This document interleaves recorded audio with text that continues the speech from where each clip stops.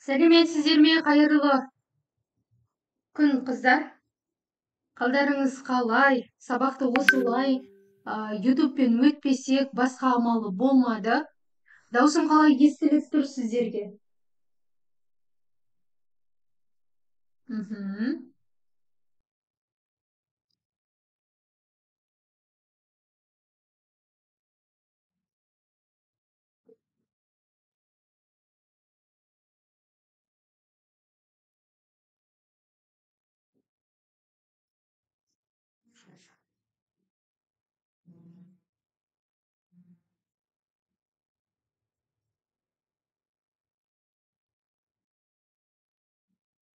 Баста айтылғаннан кейін даусым жақсы естіліп тұр ма сіздерге? Соны айтып жіберсеңіздер.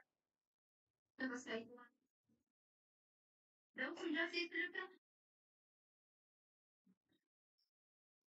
Кешірім сұрайым, шыны керек бізде зуммен мәселе болып, сонымен осылай ютубпен сабаққа шығуға тура келді. Негізі қазақ тілі еді, енді біз қазақ тілінен көп тақырыптан алда жүрміз де, сонымен кешегі әдебиетті мен қазір қазақ тілінде өтіп тастайын дедім. Bir жағынан кешкіргеніміз бар.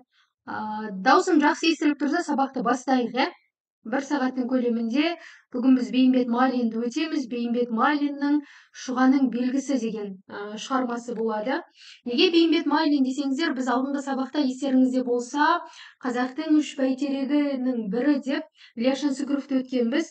Бүгін міне енді 3 бәйтеректің бірі болып саналған Бейімбет Майлинге тоқталатын боламыз. Эфирдің қайталауын осы ссылка арқылы көріп алсаңыздар болады. Бейімбет Майлин жаңа айтып өткеніміздей, қазақтың 3 бәйтерегінің бірі. Бейімбет Майлинге байланысты не білуіміз керек? Енді сол нәрселерден бастайық, қыздар біртіндеп қосылар. Ең бірінші Бейімбет Майлинге байланысты Тінібай Нұрмағамбетов деген бізде автор бар, Алла қаласа 5-ші сыныпқа барғанда танысамыз. Сол кісі мектеп оқулығында мынандай пікір қалдырған екен. Дүниеде, мына әлемде дейді, жақсы жазушылар көп дейді. Бірақ кез келген елдің әдебиетінде, кез келген ұлттың әдебиетінде бір өзіне қымбат жазушылар болады дейді. Яғни біздің қазақтың әдебиетінде сондай қымбат жазушылардың бірі ол Бейімбет Майлин дейді. Яғни сіздерге ұбт-да қымбат жазушы деп кімге баға берді, немесе кім баға берді десе, Тінібай Нұрмағамбетов Бейімбет Майлинге баға берді деп жаттап алсаңыздар болады.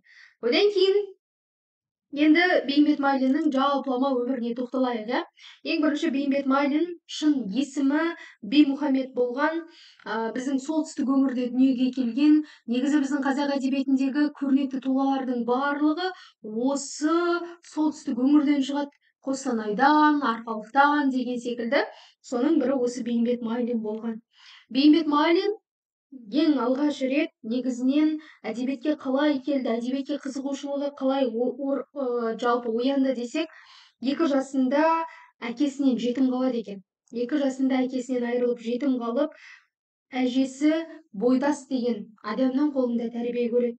Сонда Бейімбет Майлин осы әжесі туралы айтады екен. Менің жалпы осы әдебиетке деген қызығушылығымды ашқан осы менің әжем Бойдас болған. Яғни біз Бейімбет Майлинді әдебиетші ретінде танитын болсақ, оған негізгі себеп болған жайт, әдебиетке келуіне түрткі болған адам ол Бейімбет Майлиннің әжесі Бойдас екен. Алғаш рет басқа ақын жазушылар секілді ауыл молдасынан сауат ашады, ең алғаш рет сол ауыл молдасынан сабақ оқиды, біртіндеп білім ала бастайды. Негізінен Бейімбет Майлин өте бір кедей болмаса да орта тап өкілдерінен шығады да, көбіне байлардың жаңағы әртүрлі жұмыстарын істейді. Сонда осы бір байдың есігінде жүрген Әбдірахман Сатыбалдин деген адам болған екен. Міне сол Әбдірахман Сатыбалдин деген татар мұғалімнен ең алғаш рет дәріс алған екен. Сонда сіздерге сұрақ болып келуі мүмкін, кейінірек Бейімбет Майлиннің алғашқы ұстазы десе Әбдірахман Сатыбалдин немесе одан кейінгі несі бар, мұғалімі бар, ол Әбдірахман Арғынбаев. Неге біз бұл кісі туралы айтып отырмыз? Себебі біздің сөз қозғайтын бүгінгі шығармамыз Шұғаның белгісінде осы Әбдірахман деген негізгі кейіпкер бар, иә? Ол да мұғалім, ол да балаларды оқытып жүрген, Қазақбайдың баласы, кедей Қазақбайдың баласы деп баяндалады. Міне сол себепті біз бұл нәрсеге тоқталып отырмыз. Әртүрлі мектептерде білім алады. Негізінен бұл кісінің ең алғашқы әдебиетте шығармалар жарық көре бастады Садақ деген журналда. Осы Садақ деген журналда, неге? Өйткені өзі осы Садақ деген журналды шығаруға ат салысқан екен. Ең алғашқы өлеңі, мұсылмандық белгісі өлеңі, ең алғаш рет осы Садақ журналында жарық көреді. Тіпті біз бүгін танысатын Шұғаның белгісі деген шығарманың өзін ең алғаш рет осы Садақ журналында жариялаған екен. Бұл сіздерге сұрақ болып келеді. Бейімбет Майлиннің алғашқы шығармасы немесе қай газетте жарық көрді, немесе Шұғаның белгісі алғаш рет қай газетте жарық көрді деп келуі мүмкін. Әртүрлі оқулар оқиды, бірақ денсаулығына байланысты оқуын соңына дейін жеткізе алмайды. Білесіздер, Қазақ газетімен бірге аты аталатын Айқап деген бізде журнал бар. Сол журналда да өзіндік қызмет атқарады. Осы Айқап журналында Мұқтаждық, одан кейін Көңіліме, Болған іс деген 3 өлеңі жарыққа шығады. Одан кейін Жангелдинмен бірге пьеса жанрында да қалам тербейді. Яғни пьеса сахнаға арналып жазылатын туындылар. Одан бөлек Ауыл деген газеттің шығаруына атсалысқан, Қазақ әдебиеті деген бізде әлі күнге дейін үлкен журнал бар. Міне сол журналдың жалпылама шығуына бас редакторлық қызмет атқарады. Енді бізге жеткен өлеңдері Кедейге, Азат әйел, мына жерде қарасаңыздар болады. Одан кейін мына жерде тұр ғой, бірінші Разия қыз, Қашқын келіншек, бұлардың барлығы поэмалары. Келесі тұр Кедей теңдігі, Айранбай, бұның барлығы әңгімелері мен повестері. Ал келесі Айт күндері, Тала, Қарашелек, бұлары да Бейімбет Майлиннен бізге қалған әңгімелер екен. Сонымен қатар Бейімбет Майлин тұңғыш кино сценарист, яғни ең алғаш рет киноның сценарийін жазған тұлға. Амангелді деген фильм бар, ютубқа жазсаңыздар болады. Сол кинофильмнің кәдімгі сценарийін жазып берген тұлға осы Бейімбет Майлин болған екен. Бейімбет Майлинмен бірге ана тақырыбында қалам тербеген ана десе бірінші еске келетін Ғабит Мүсірепов те осы шығарманың тууына өзіндік үлесін қосқан екен. Ал енді біз танысатын шығарма ол Шұғаның белгісі. Негізі зумда болса мен мына жерге жазамын ба деп ойлап едім. Жақсы, сонда да жақсылап тыңдап алыңыздар. Шұғаның белгісіне байланысты не білуіміз керек? Шұғаның белгісі повесі. Бұл жалпылама әйел теңсіздігі жайлы сөз қозғайтын туынды. Яғни сол бір кезеңдегі қазақ әйелдерінің өзінің еркінің болмауы, әкенің, ағаның, я болмаса белгілі бір туыстың сөзінен аса алмауы деген дүние осы жерде баян етіледі. Шығарма күрделі емес, небәрі 18 беттің көлемін қамтитын шығарма. Барынша толық нұсқада оқып алуға сіздерге кеңес беремін. Қазір енді біз сол шығарманы талдаймыз. Даусым жақсы естіліп тұр ма сіздерге, қыздар? Соны бір айтып жіберсеңіздер тағы да. Ел теңсіздігін көтеретін туынды дедік қой. Бұл жерде негізінен шығарма 13 тараудан тұрады. 13 тараудан тұрады. Енді бұл шығарма қалай басталады? Шұғаның белгісі повесі деп айтамыз. Бұл екі жолаушының әңгімесінен басталады. Бізде көп оқушылар екі жолаушының әңгімесі десе, бұл жерде түсінбей жатады. Екі жолаушының бірі Әбдірахман деп бағалайды, енді бірі тағы басқалай түсініп қалады. Қараңыздар, бұл шығарманы негізінен екі адам келе жатады жолда. Соның бірі баяндайды, оның бірі кім? Оның бірі осы Бейімбет Майлин. Яғни Бейімбет Майлин сол әңгімені біреуден есту арқылы осы Шұғаның белгісі деген повесті не істеген? Жазған. Шығарманың басы қалай басталады? Біз екеу едік деп басталады. Жолда келе жатқан екі жолаушы, оның бірі Бейімбет Майлин, қасында серігі бар. Келе жатқан кезде олардың алдынан бір үлкен сондай обалар шығады. Сол обаларды көргеннен кейін енді екі адам жолаушылатып келе жатқаннан кейін сөйлескілері келеді, білесіздер, жол қысқарсын деп әңгімелескілері келеді. Сонда енді Бейімбет Майлин сұрайды ғой жаңаға, бұл обалар не оба деген сияқты іштей сұрақ туындайды. Сонда жанындағы жолдасы осы обалардың мәнін түсіндіріп бастайды. Яғни жол қысқарсын, мен саған осы жерді не істейін, әңгімесін айтып берейін деп ары қарай сол бір жердің әңгімесін баяндай түседі.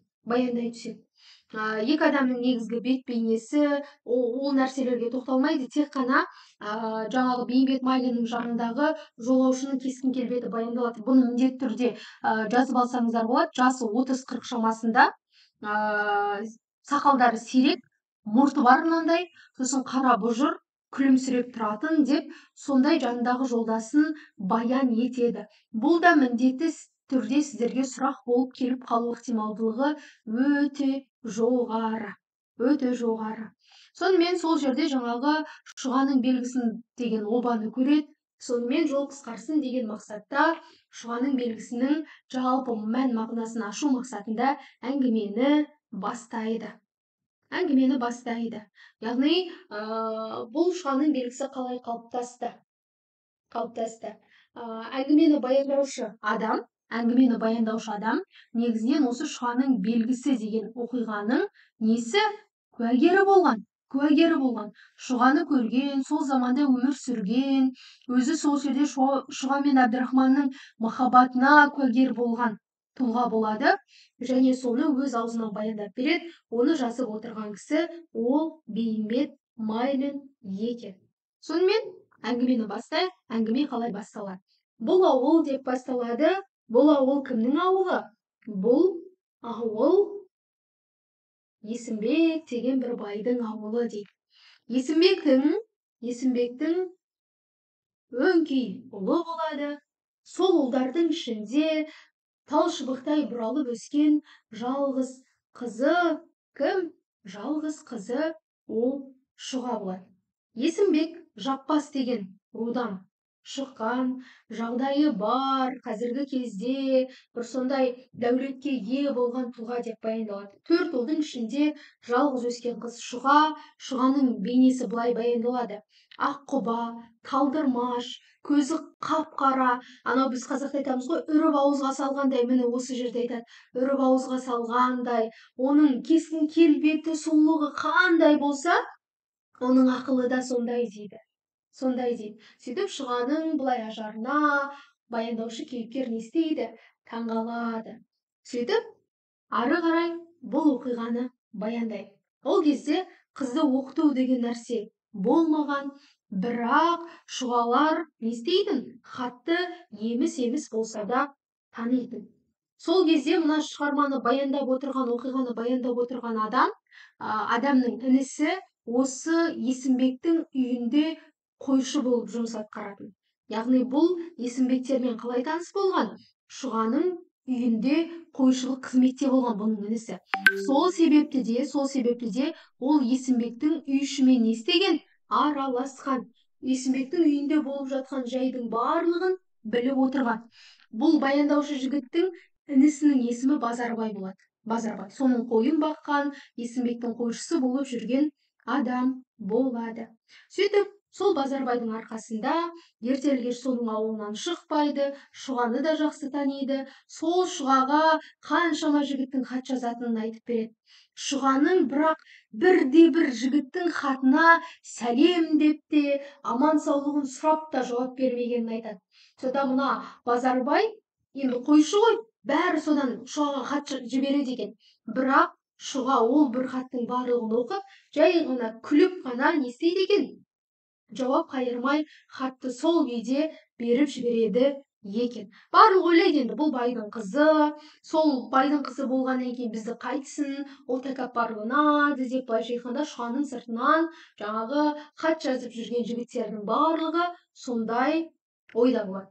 Сөйтіп жүрген кезде Кәрім деген жігіттің атынан жаңағы ауылдың бозбалалары бірге Шұғаға хат жазған дейді. Сонымен бұлар Шұғаның атынан өздері жауап береді. Енді Кәрім Шұғаға хат жазады, ол Шұғаға хат жетпейді да, осы бозбалалардың қолына түсіп, жаңағы жігіттер енді Кәрімді бір жынды қылу мақсатында, оған тиісу мақсатында Шұғаның атынан Кәрімге өздері хат жазады. Енді бұл хатта не айтылады деп ойлайсыздар?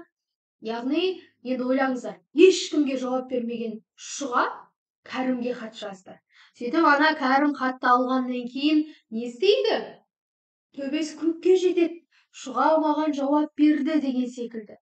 Шынымен де риза болып, одан кейін ол қайтадан жаңағы Шұғаға хат жазады. Сонымен сөйтіп жүрген кезде барлығы Кәрімді не істейді? Мазақ етеді.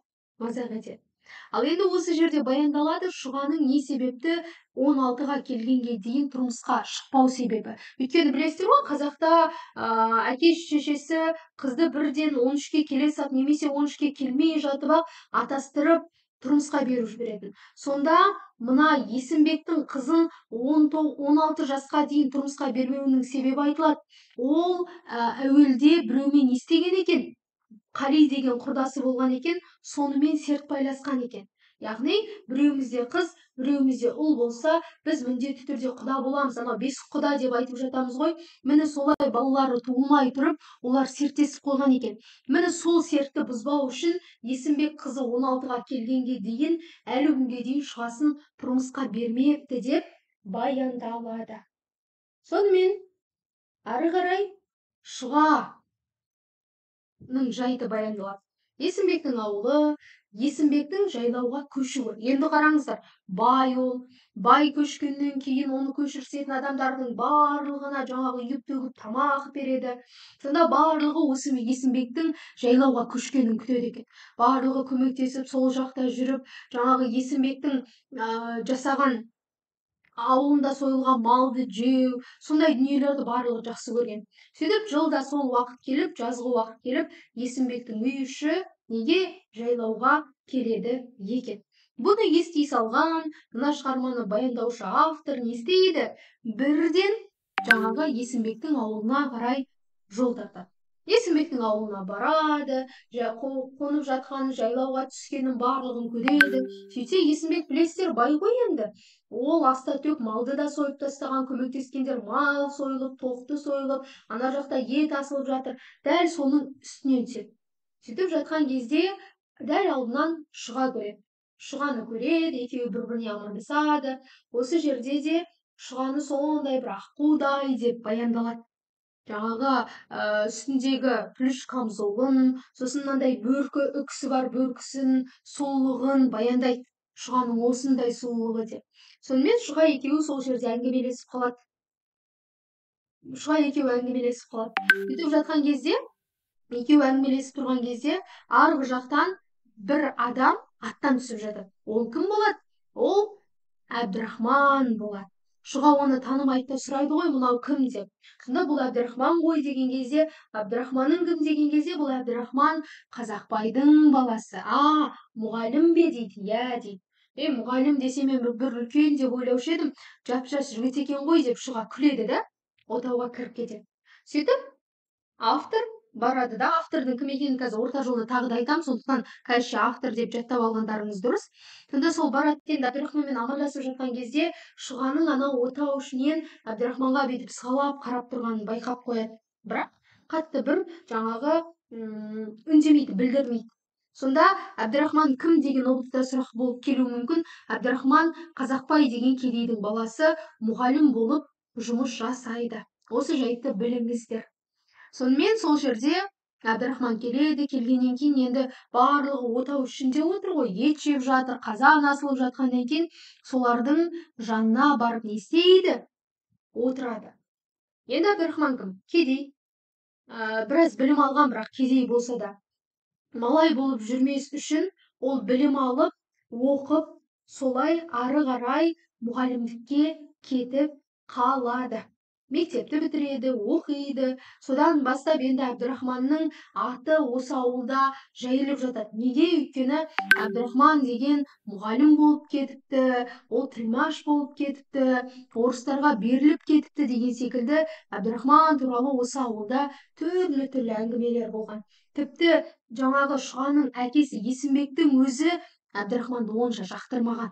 Кәдімгідей бір жақсы көру деген сияқты дүние болмаған. Сонымен неге? Өйткені ол кезде оқығандарды, орысша оқып жатқандарды жарытпайтын. Яғни олар қазақты сатқан, я болмаса орыстанып кеткен деген сияқты оларды бірден солай қабылдайтын. Енді Әбдірахман келді, келгеннен кейін үй ішіндегі адамдармен амандасу керек қой. Сөйтіп жанына жаңағы осы шығарманы баяндаушы, негізгі осы оқиғаны баяндаушы адамды ертеді де, екеуі бірге үйдің ішіне кіреді. Есімбек оны жақтырмайды, жақтырмаса да Әбдірахманнан сұрайды: мына елің қыстан аман шықты ма деп. Әбдірахман шүкір шықты дейді. Дұрыс, жалпы ер бала деген солай қамқор болу керек дейді да, ары қарай Есімбек үндемей сол күйде қоя салды. Сонымен Әбдірахман біраз уақыт Есімбектің ауылында қалады. Одан кейін Беркінбай деген адамның үйінде біраз уақыт болады Әбдірахман. Сол жерде енді білесіздер, қазақта қымыз ішеді, қымыз қымыран көп жайлауда, ет жейді, сөйтіп біраз уақыт жатады. Осы жерде ауылдың ішіндегі адамдар Әбдірахман туралы әңгіме өрбіте бастайды. Қажыбай деген бір ақсақал болады. Сонда сол Қажыбай деген ақсақал Әбдірахман туралы, Әбдірахман деген бұзылған екен, ол орысқа беріліп кеткен, біз оны мұсылман дей алмаймыз, бұлар әрдайым Құдайға қарсы шығып жүретін адамдар, былайша айтқанда молдаға, елді басқаратын басшыға бұлар қас. Яғни бұл не істеген? Шоқынған деп. Тіпті мына қазақтың бәрін шоқындыру үшін, яғни шоқындыру деген не нәрсе? Христиан дінін қабылдату ғой, иә? Діннен шығарып, христиан дінін қабылдату ғой. Сонда бұлардың түпкі мақсаты бар, бүтіндей бір қазақтарды не істеп жіберу? Шоқындырып жіберу бұның барлық мақсаты деп, сол жерде Әбдірахман туралы әңгіме айтады Қажыбай деген қарт. Соны естіп тұрған кезде енді адамдардың барлығы қоштай кетеді. Өңкей үлкен адамдар Әбдірахман туралы сондай әңгіме айтып кетеді.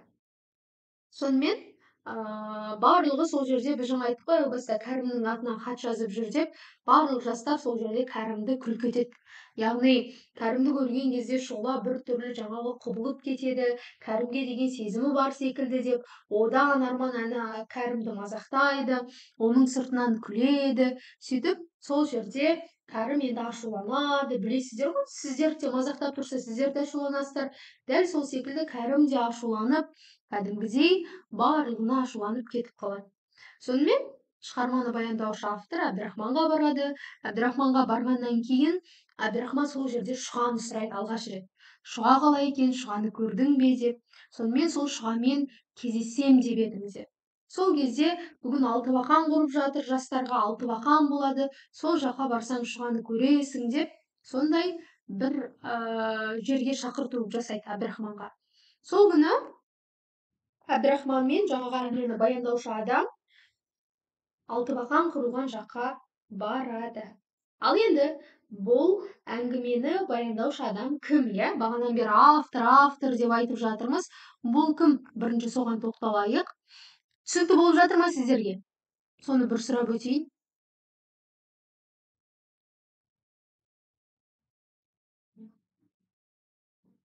Иә.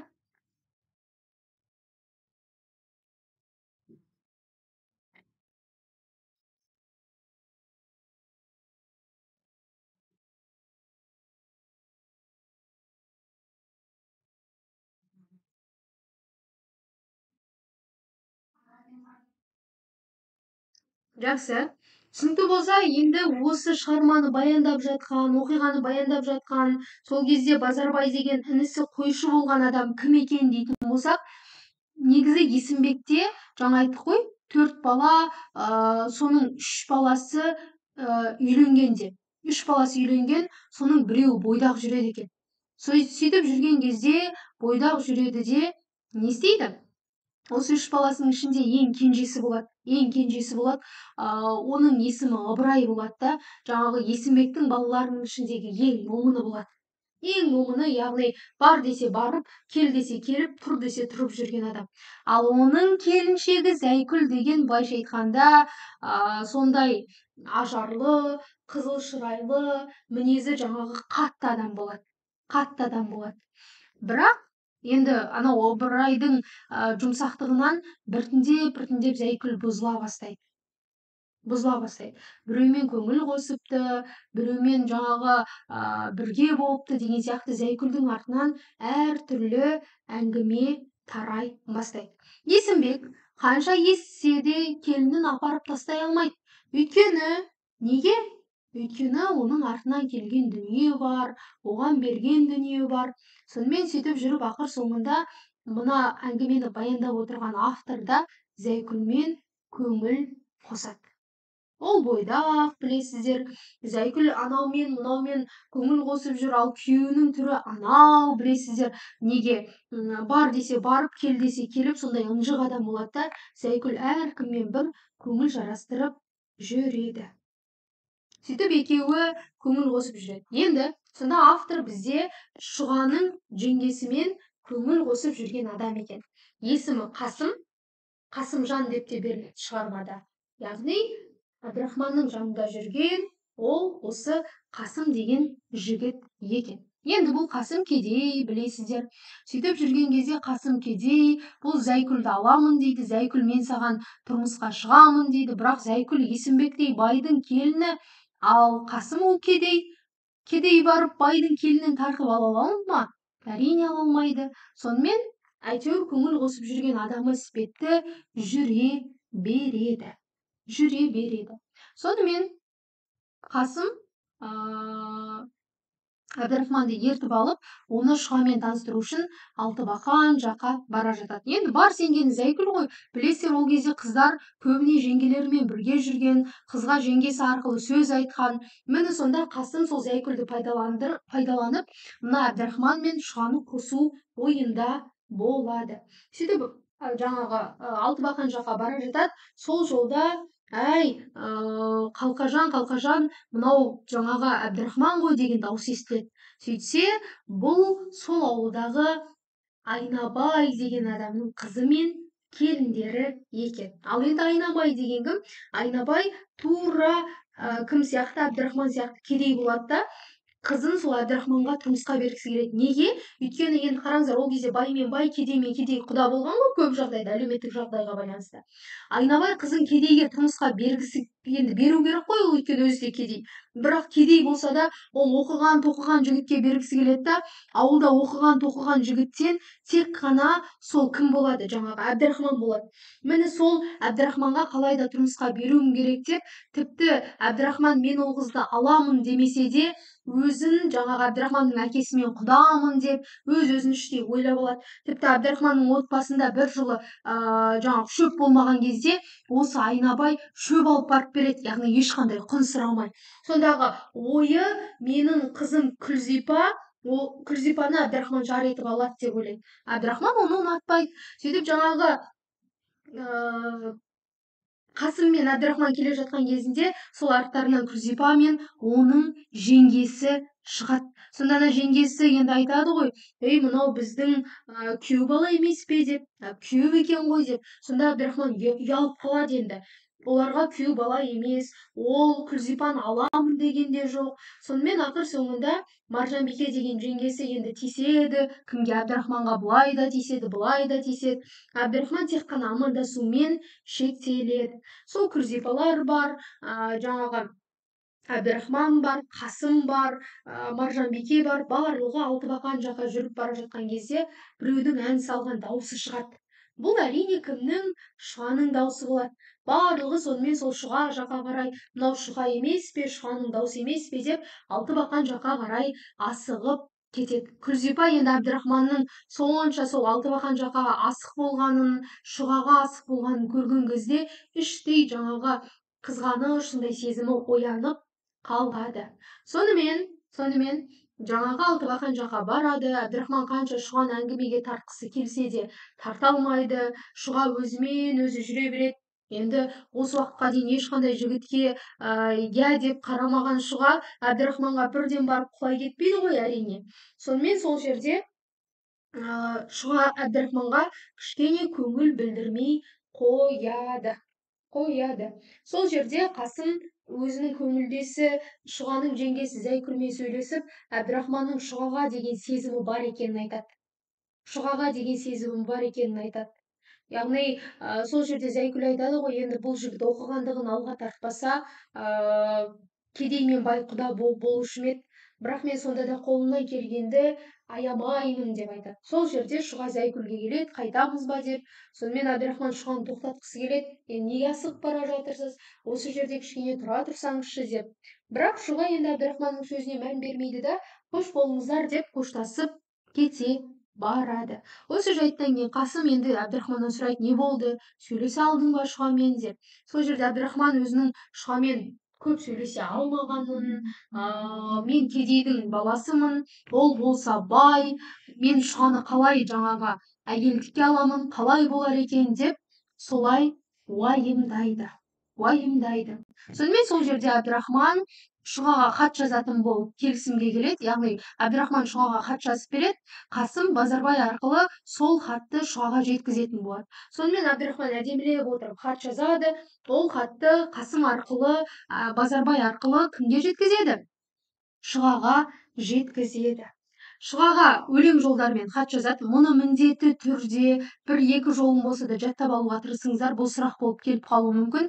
Сіз бір айсыз нұрландырған аспанды дейді.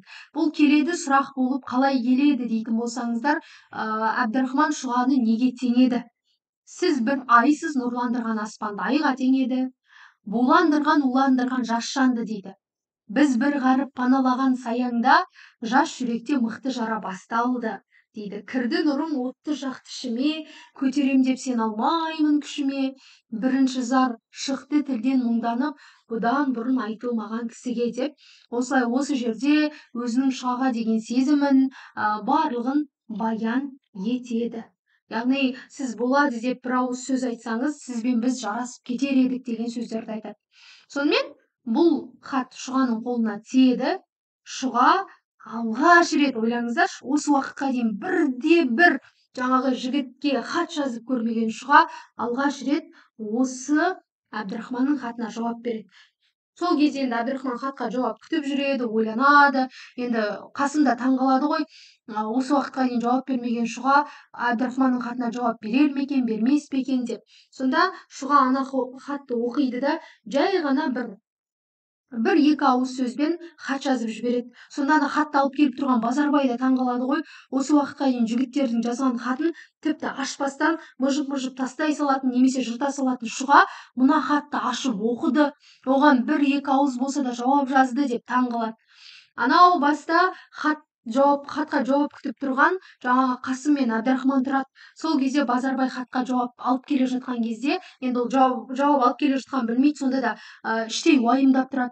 Сонда Базарбай хатты берген кезде барлығы таңғалады.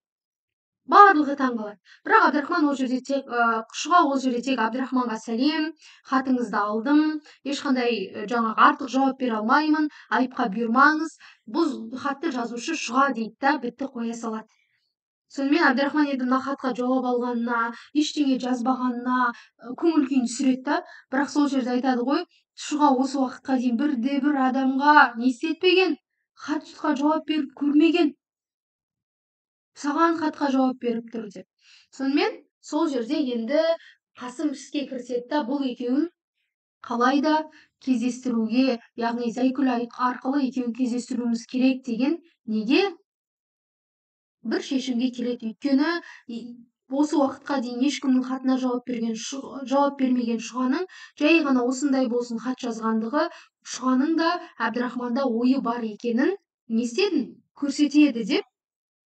Көрсетеді деп солай кішкене Әбдірахманды көңілін бір орынға басып қойғандай болады.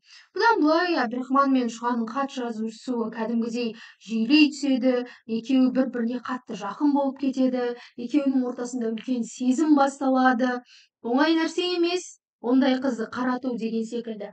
Солай екеуінің ортасында үлкен махаббат дастаны басталады. Әбдірахман мен Шұға кездеседі. Сонымен Шұға мен Әбдірахманның ортасында үлкен сезім болып жатады. Бірақ күндердің күнінде енді Шұға мен Әбдірахманның арасындағы сезім, екеуінің кездесіп жүргендігі бүкіл ауылға тарай бастайды. Енді бұл әңгіме кімге бірінші қатты тиеді? Әрине, Айнабайдың қызы Күлзипаға қатты тиеді. Өйткені Күлзипа Әбдірахманға жар болам деп жүрді ғой. Мені жар етіп алады деп. Сөйтіп жар етіп алады деп жүрген адамы кімді? Шұғамен көңіл қосып кетті.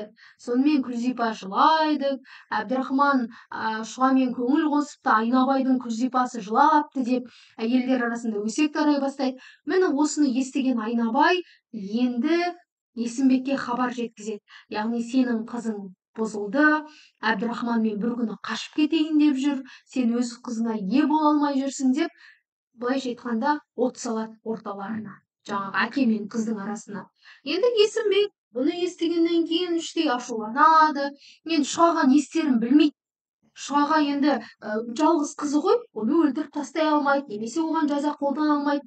Сонымен не істерін білмей бұл хатты тасып жүрген, бұл екеуінің арасын қосып жүрген әлгі Базарбай ғой деп, қойшы болып жүрген Базарбайдың өзін не істейді? Жұмыстан қуып жібереді. Яғни енді менің үйімнің маңына жолаушы болма деп Базарбайды сол күйде қуып жібереді. Міне осы жайттан кейін Әбдірахман мен Шұғаның арасындағы байланыс кішкене болсын үзіле бастайды. Өйткені Базарбай ғой олардың хатын тасып жүрген, көп жағдайда екеуінің ортасына бір көпір болып жүрген сол болатын.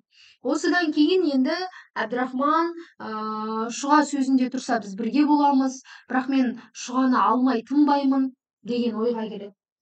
Сосын енді ары қарай Есімбек Әбдірахманды жақтырмай бастайды. Енді онсыз да жақтырмайтын бұрын, енді мүлдем ол орысша оқыған, ол дінсіз, мына елдің сөзін аяқ асты қылып жүр деп, былайша айтқанда кімді? Әбдірахманды Есімбек солай жақтырмайды. Ақыр соңында Есімбек не істерін білмейді. Енді Әбдірахман мен Шұғаның арасындағы байланысты қанша үздім десе де, екеуінің ортасында сезім бар. Қызын мүлдем жаңағы тұншықтырып үйде ұстай алмайды, Әбдірахманды қуып жібере алмайды. Енді не істерін білмей жүргенде Айнабай мен Есімбек не істейді? Ауыз жаласады. Ауыз жаласқанда енді Айнабай Әбдірахманның көзін құртқысы келеді бір жолата. Ол енді Есімбекке де керек қой Әбдірахманның жоқ болғаны. Сөйтіп ел арасына әңгіме тарай бастайды.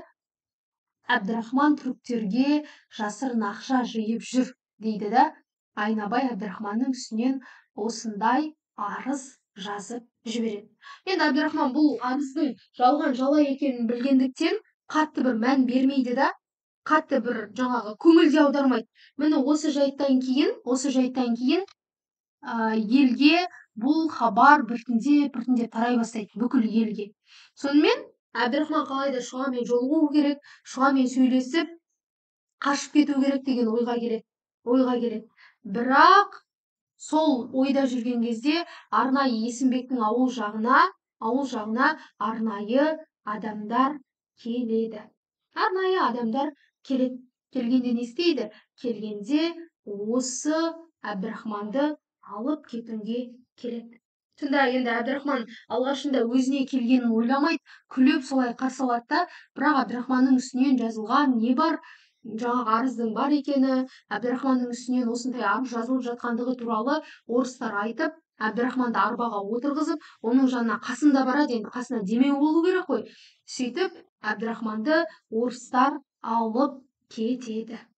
Яғни түріктерге ақша жинап беріп жүр, ол орысшыл, дінді сыйламайды, шоқындырғысы келіп жүр деген сияқты сондай Әбдірахманның сыртынан әртүрлі әңгімелер тараған, бір жағынан үстінен арыз түскен болып шығады. Сөйтіп Әбдірахманның жанына Қасым еріп, екеуін бірге жаңағы орыс әскерлері, орыстың 2 адамы оларды алып кетіп бара жатады. Енді Әбдірахманның бар ойы ол соңғы рет бір шұғаны көру болады. Ең құрмағанда бір рет болсын шұғаны көрсем екен деген оймен барады. Сөйтіп ауылдан шыға беріс жерде шұғаның үйі болады. Қарап өтеді, алдында топ адамдар жүреді, бірақ оның ішінен шұғаны көре алмайды. Сөйтіп ауылдан шыға берген жерде Зәйкүл мен Шұға бұлардың алдарынан шыға келеді. Шұға жылап тұрады Әбдірахманды көрген кезде, Әбдірахман оған барғысы келеді. Сөйтіп екеуі жақындай берген кезде ауыл жақтан бір топ адам шығып бұларды қуа жөнеледі. Сонымен сол жерде Шұға мен Әбдірахман жай ғана өздерін бір рет көріп, солай қоштасып кете барады. Содан бастап Әбдірахман әртүрлі тергеуге ұшырайды, ал Шұға іш құса болып не істейді? Қиналып ауырады. Кәдімгідей не тамақ жемейтін, анау ішіне күйік, ауру түсіп кеткен адамдай сондай қиындық көре бастайды. Тіпті оны қаншама адамдарға қаратады, Шұғаға мүлдем ем қонбай кетеді. Сонымен не тамақ ішпей қалады, ел арасында Шұға туралы әңгіме тарай бастайды. Шұға ауру екен, ол төсек тартып қалады деп.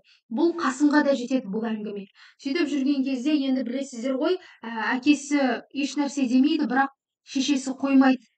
Мына Әбдірахманды не істейік, алдырайық, әйтпесе мына Шұға не істейтін болды? Өлетін болды деп.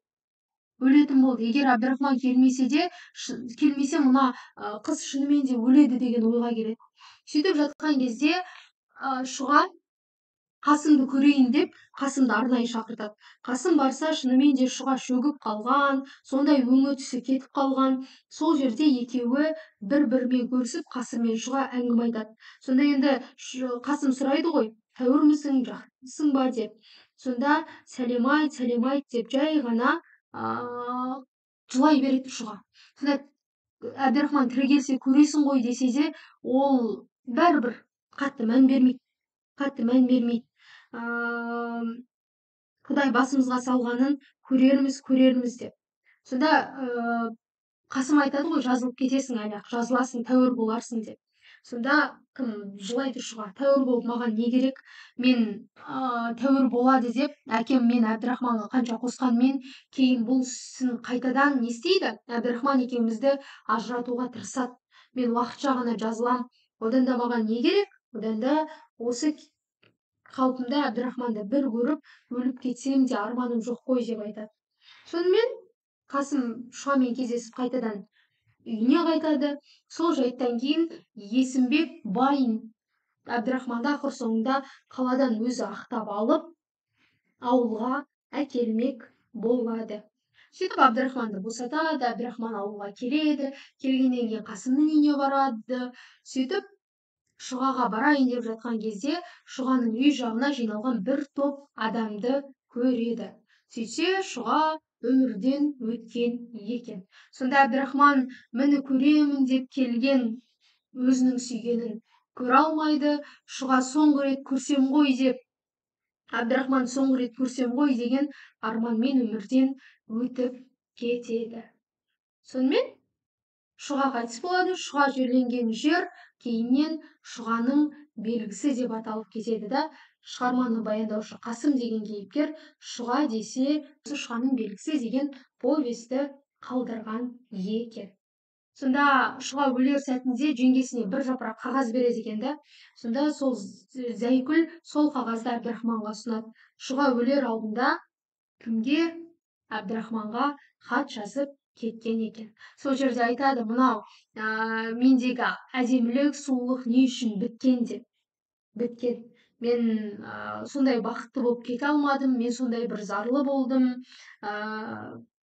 Сен осы хатын, жаңағы менің хатымды оқы, сені бір көруге мен ынтық болдым. Енді біз пайғамбардың ақ туының астында кездесерміз деп Шұға солай өз өлеңімен бұл шығарманы не істейді екен? Аяқтайды екен. Сонда шығарма ең басты кейіпкер Шұғаның төңірегінде баяндалады. Шұға Есімбектің жалғыз қызы болады, 4 ұлдың ішінде өскен жалғыз қыз болады. Қазақбай деген кедейдің баласы Әбдірахман болады. Және сол бір кезеңдердегі кедейлердің бірі осы Әбдірахманға қызын берем деп жүрген Айнабай болады. Айнабайдың қызы Күлзипа болады. Есімбектің анау ынжық баласы Ыбырайдың әйелі Зәйкүл, әркіммен бір көңіл қосып жүрген, тіпті мына шығарманы баяндаушы Қасыммен де көңіл қосқан осы Зәйкүл болады.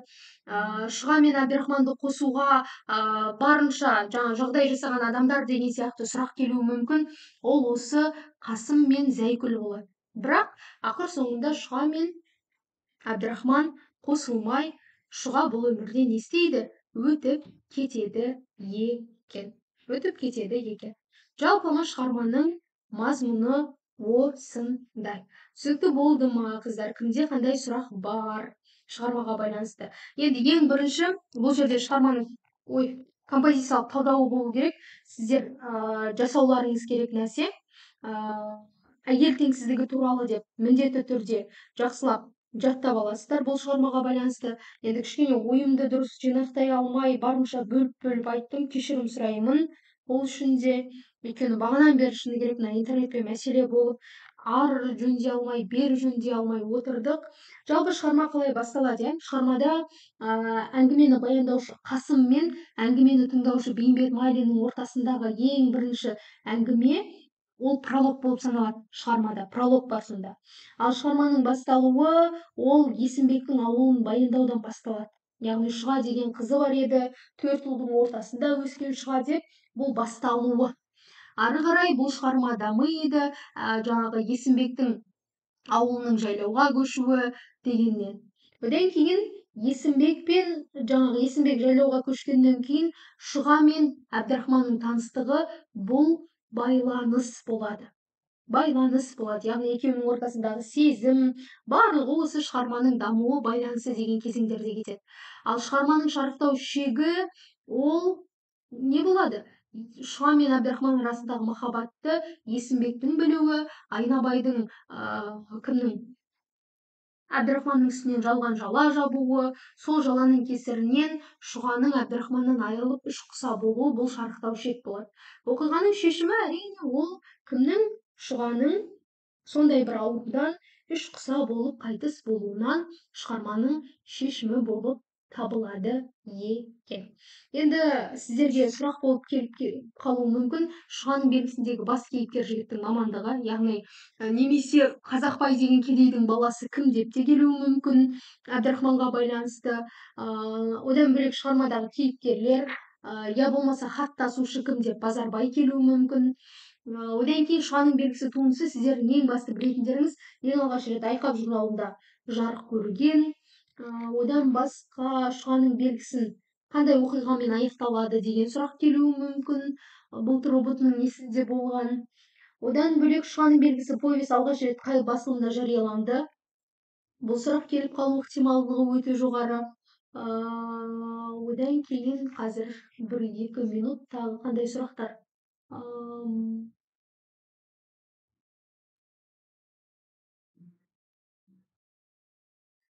Шұғаның үш құса боп өліміне себеп болған жайттар немесе себеп болған кімдер деген сияқты сұрақ келеді. Жалпы осы сұрақтарыңыз бар ма, қыздар? Енді келесі сабақтарды осылай ютубпен өтетін шығармыз, дауыс қату деген мәселе болмады деген ойдамын.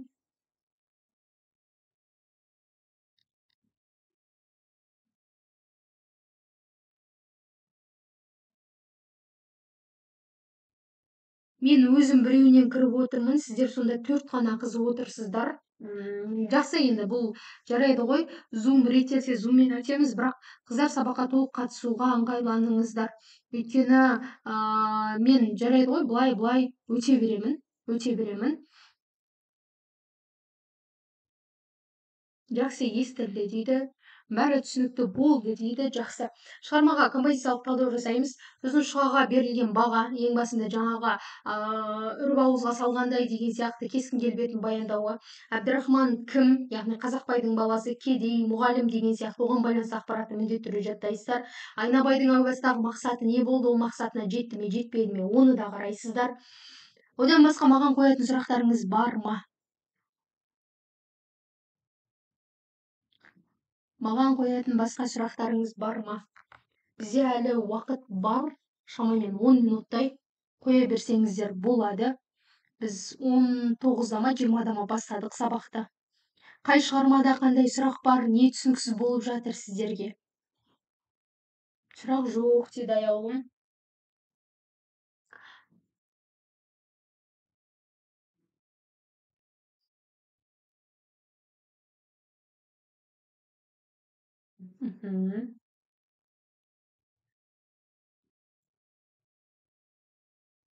Жақсы, ендеше сіздерге бір-екі сұрақ қояйын, иә? Біз құлагер деген поэманы өттік, иә? Құлагер поэмасының негізінде құлагерге қастандық жасаған адам кім болды?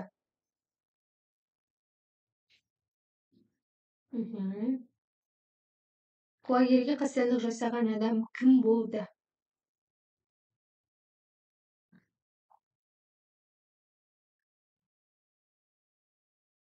Батыраш дейді, өте жақсы. Батыраш қай жерде қастандық жасайды? Ол жердің аты қалай аталады? Алдыңғы сабақтың негізінде.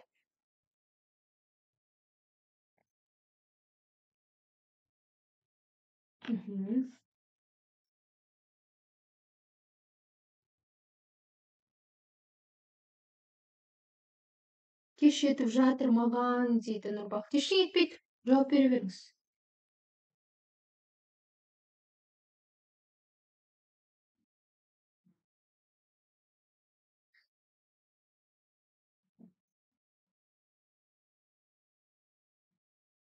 Иә. Қай жерде құлагерді өлтіретін еді? Мен оны алдыңғы сабақта айтқанмын сіздерге. Ал құлагер поэмасына байланысты жыланды жырасы дейді, өте жақсы. Жыланды деген жырада болады. Құлагерге байланысты мынандай пікір бар еді ғой. Бұл 36-шы жылы жарық көрген туынды деді, иә? Білесіздер, құлагер деген сондай бір сәйгүлікті, сол сәйгүлікке жасалған қастық дедік. Яғни барлық сәйгүліктердің ішінде бір сондай бір керемет сәйгүлік болады, соған жасалған қастық болды арнайы қасақана. Дәл осыны қуғын-сүргінмен байланыстыратын адам бар еді ғой. Қуғын-сүргінмен байланыстыратын. Қуғын-сүргінді алдын ала бір ескерту болған секілді деп. Бұл пікірді айтатын кім еді? Яғни құлагер поэмасы қуғын-сүргін деген зұлматты бір алдын ала ескерту секілді болды деп.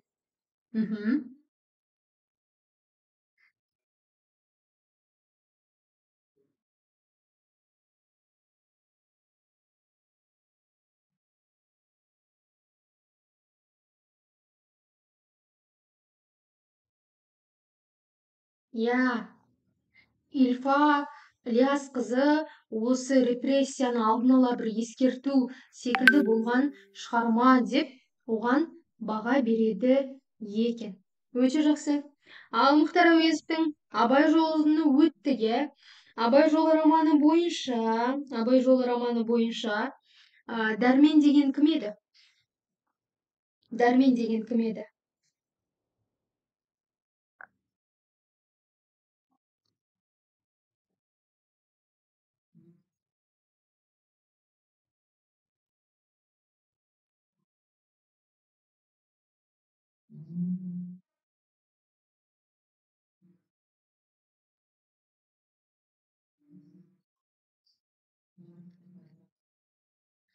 Дәркембайдың туысы емес, ол қыздар, ол қаза болған Қодар дегеннің інісі болады. Яғни Қодардан қалған жалғыз тұяқ қан бойынша қодардан қалған жалғыз тұяқ сол дәрмен болады да.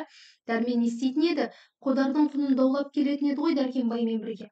Дәркембай неге дәрменге көмектеседі? Өйткені екеуі де кедей таптан шығар. Өте жақсы, Нұрбақыт Қодардың туысы дейді. Жақсы. Жақсы. Келесі.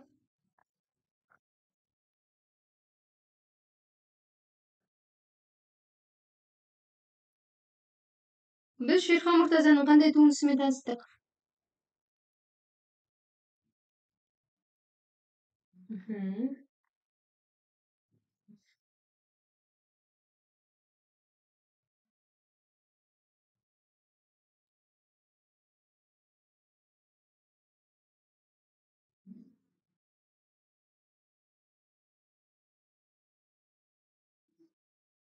Тәуекел той.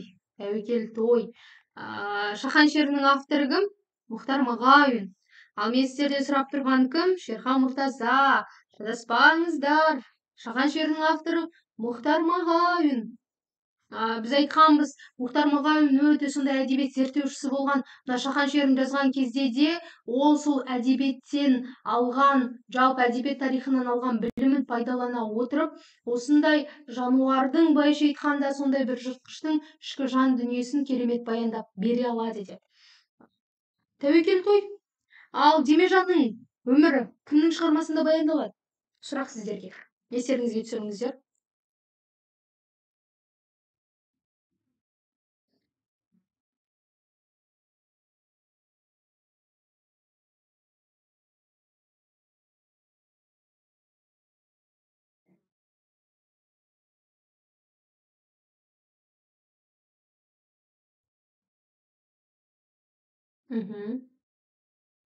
Апаймен басында жазып өшіріп қойдым ғой дейді, ештеңе етпейді. Тағдыр өте жақсы. Қабдеш Жұмаділовтің тағдырында Темежан деген сондай кейіпкердің тағдыры баян етіледі екен. Ал жақсы. Сіздерге тағы бір сұрақ. Шығарманың бас қаһарманы азаттықты, теңдікті аңсаған халық. Сондықтан романда суреттелген проблема жалпы адамзатқа ортақ деп қай роман туралы айтады? Ілияс Есенберлиннің романы.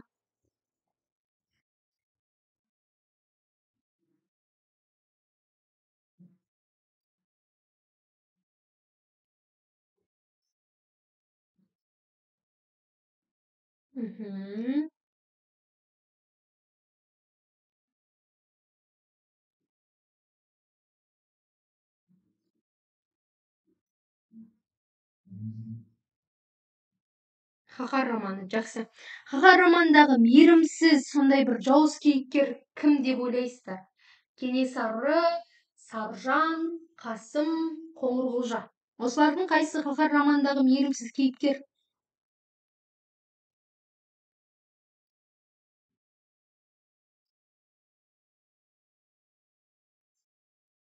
Мектепте өтіп жатырмыз дейді, өте жақсы.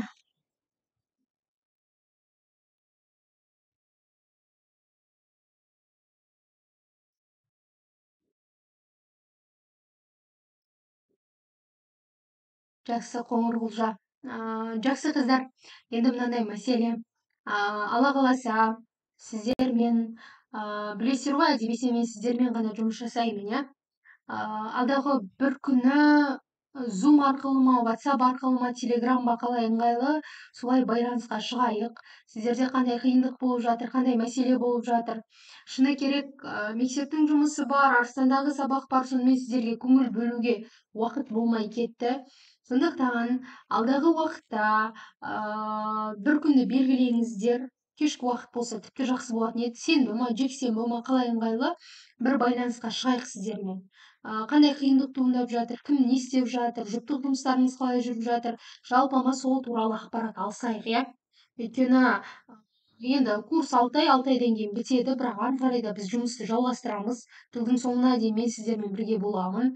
Сұрақтарыңызға жауап беремін, түсінбеген дүниелеріңізді түсіндіруге тырысамын.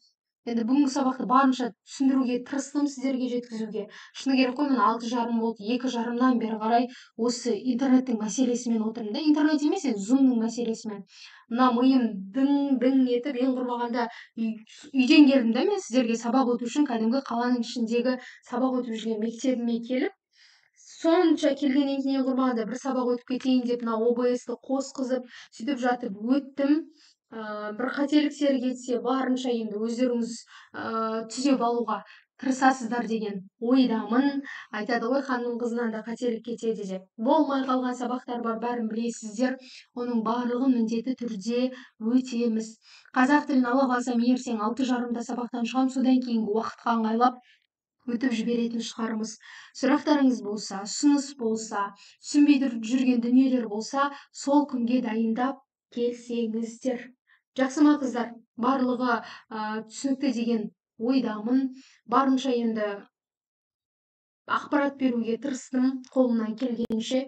Енді алдағы уақытта тағы да талдайтын боламыз. Маған қоятын сұрақтарыңызды, жалпы шығармаға байланысты сұрақтардың барлығын алдын ала дайындап келіңіздер. Өздеріңіз ақылдасыңыздар, қай күн ыңғайлы дейсіздер, маған бірнеше уақытты ұсыныңыздар ыңғайлы өздеріңізге. Мен соның ішінен бір уақытты таңдап, сол уақытқа қояйық. Жақсы ма?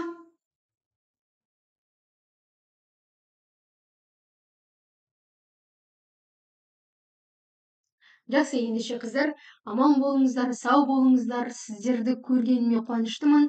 Келесі сабақта кездескенше.